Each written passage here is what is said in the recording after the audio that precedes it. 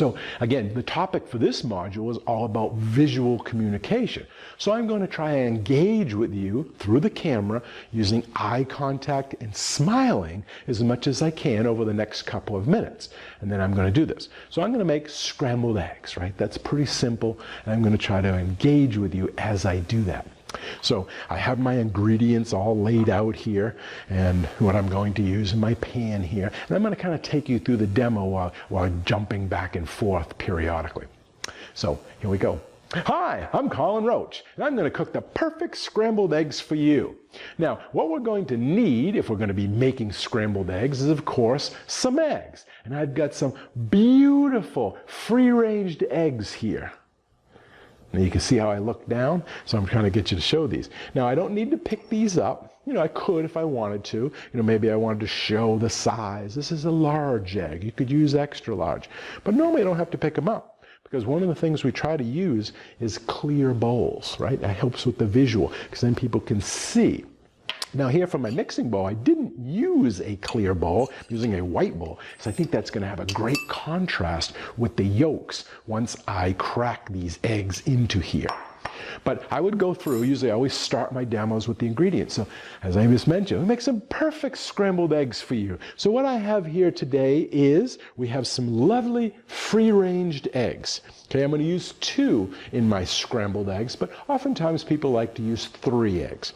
I'm going to have a little bit of butter, right? Little pats of butter that I'm going to put in. Now this is only for flavor. So you could use margarine, you could use olive oil, whatever you like. See, I'm kind of telling a story in there too. And I might save that butter.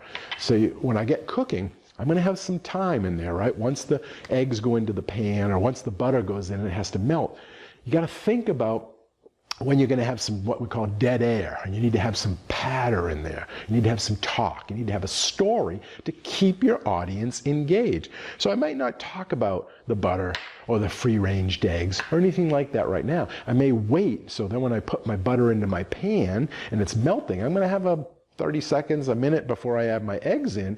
So what am I going to do? I can't have dead air. Right? So I need something to talk about. So that time I might say, now you notice I put butter in here. You can certainly use olive oil or margarine, whatever you'd like. And again, this is not to help the eggs, keep the eggs from sticking, because I'm using a non-stick pan. This is to add some flavor. Okay? And then I would go on and say, I've got my salt that I'm going to be using to add some seasoning, and I've got some black pepper that I'm going to use to taste at the end for a garnish. So I have my ingredients. Now, if you want to put milk in your eggs, you could certainly do that. You could have a little bit of, container of milk. You could talk about what is the difference between milk and heavy cream and half going in. You could talk about why you could put milk in and why you don't need to put milk in.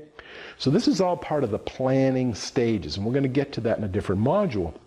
And the positioning and blocking out the set and looking at your content. And what are the lessons? What are the techniques that you're going to share with your audience? You can't do everything, so you're going to pick out those key things, okay?